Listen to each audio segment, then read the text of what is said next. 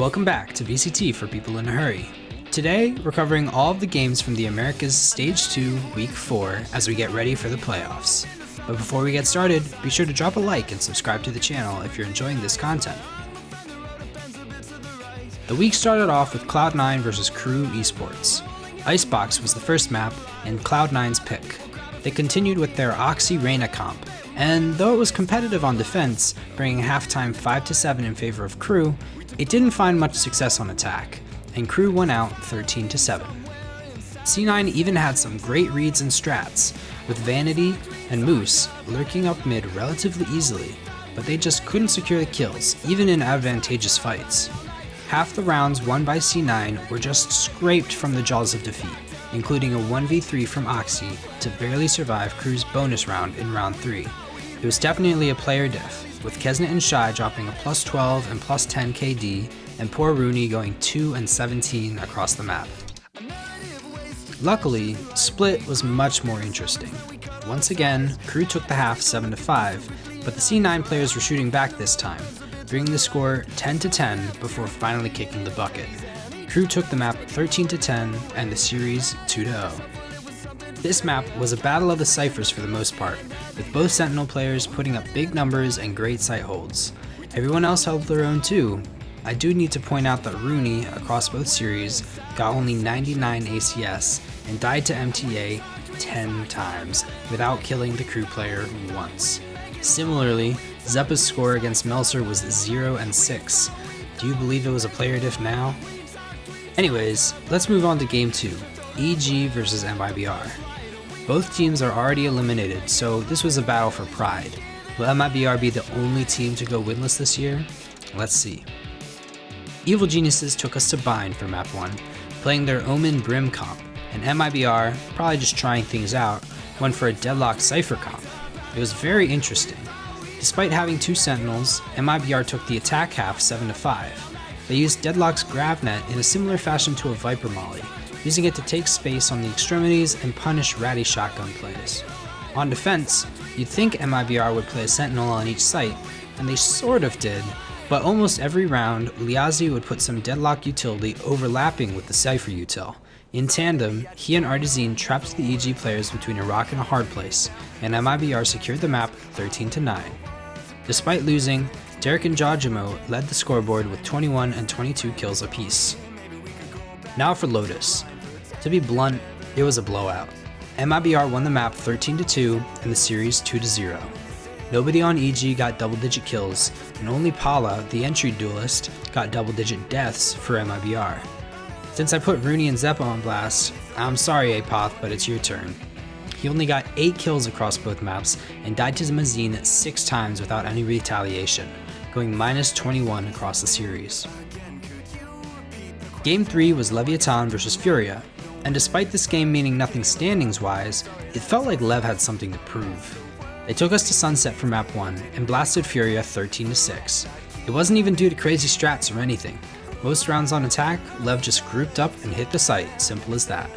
On defense, they played the map well, taking deep control in the extremities, but honestly it was just a player diff. Aspas went 27-10 with a 1.88 rating and 396 ACS, which beats out Jajimo's 394 on ISO for highest ACS of Stage 2. Aspas got 3 quad kills this map and 2 triple kills. But it wasn't all him. Common Tex also got 3Ks and 4Ks, and their 4Ks were both 1v3 clutches as well. Map 2 was Icebox, and it was more of the same. Furia managed 5 at the half, but Lev finished the map 13-6 once again. This time Calm was the demon, with a 20-10 KD, but everyone on Leviathan went positive, and sadly Furia were all in the red.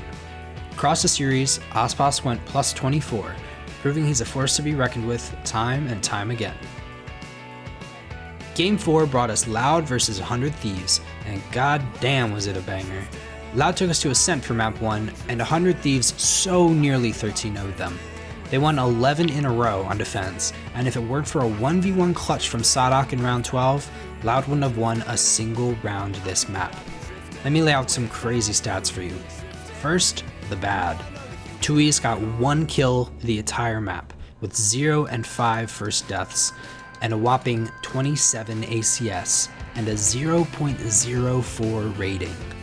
Les wasn't much better, with 2 kills and a 0.15 rating with 41 ACS. Now for the good.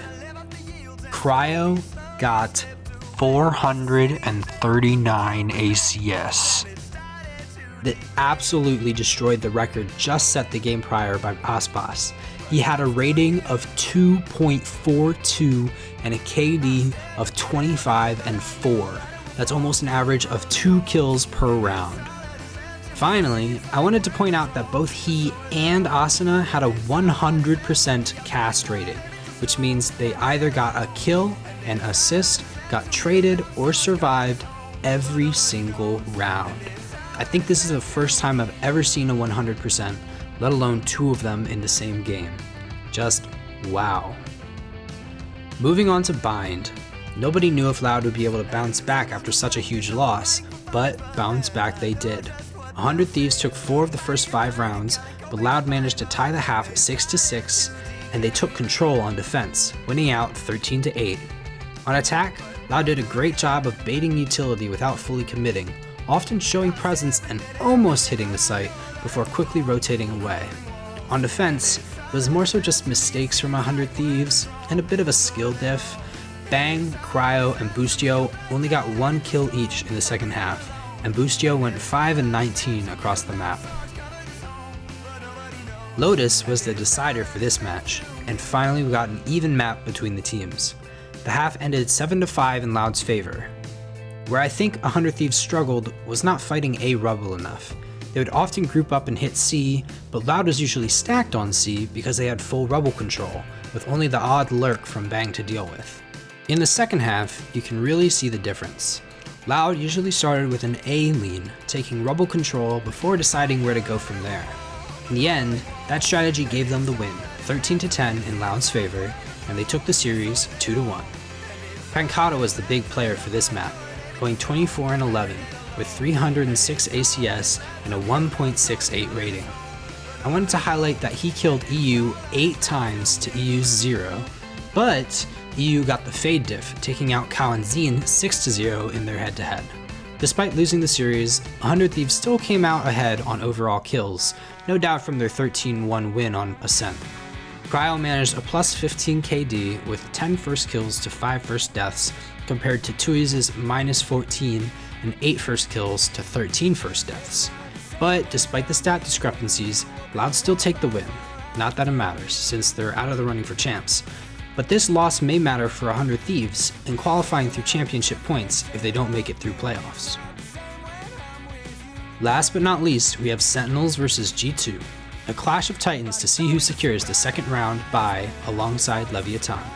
And honestly, the game was almost disappointing, but maybe that was just because the hour worth of tech pauses we got. Like, goddamn, Loud and 100 Thieves just played without any issues, and we got a bunch of pauses in this one for some reason.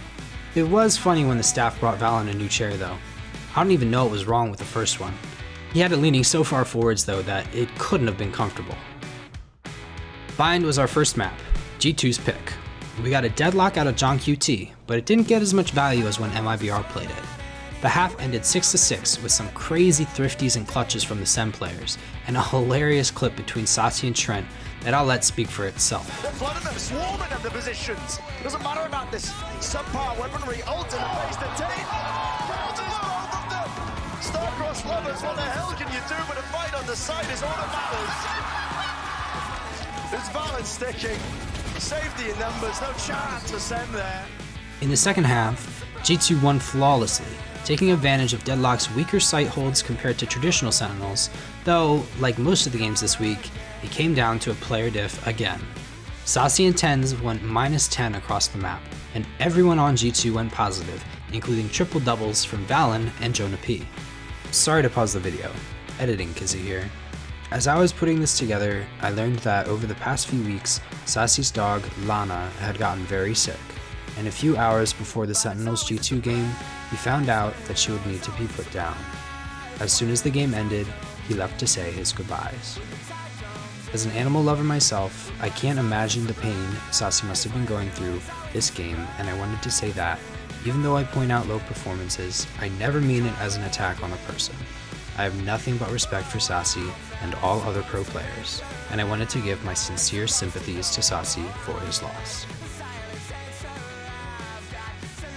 Map 2 was Sentinels' pick of Lotus, and we saw another deadlock from John QT, this time paired with Zelsis on Cypher. The attack was understandably weaker from Sen with the two defensive agents, and the half ended 8-4 in G2's favor. But Sen had some well thought out site holds, with the deadlock and Cypher util often doubled up on the C site, with John QT holding B solo and allowing 3 players to fight A rubble. They started the second half strong, winning 5 of the first 7 rounds despite being thriftied in round 2. John QT even got himself an ace in round 19. Unfortunately, that was the last round that Sentinels won, and G2 took the map 13-9, and the series 2-0. Icy led the scoreboard with 22 kills this map and went plus 15 across the series, but it was definitely a team effort. Everyone on G2 went positive, while only John QT of Sentinels went green, and Sacy scraped the bottom with a minus 13 KD. But he did better in Apoth and Rooney, so a win's a win. But for G2, a win is a huge win, because they get a freebie into the upper semifinals, meaning they only need a single match to qualify for champs, while Sen need to face the knockout round against 100 Thieves. And there you have it. The Stage 2 regular season is completed and we're off to playoffs. Who do you think will win it all? Comment below. I'll be making a video soon going over my pickems and who I think will be making it to Champs Seoul. Thanks for watching, and be sure to comment feedback on how I can improve the videos in the future. See you all next time. Whacking those kills onto the board, collects the 4K. Perfection there. Even the Viper Orb applying so much decay. Crazy difficult for Sentinels to get through. G2 in control at every point today. These are the moments that make teams fantastic, make teams great, putting themselves in position to go on a crazy run here.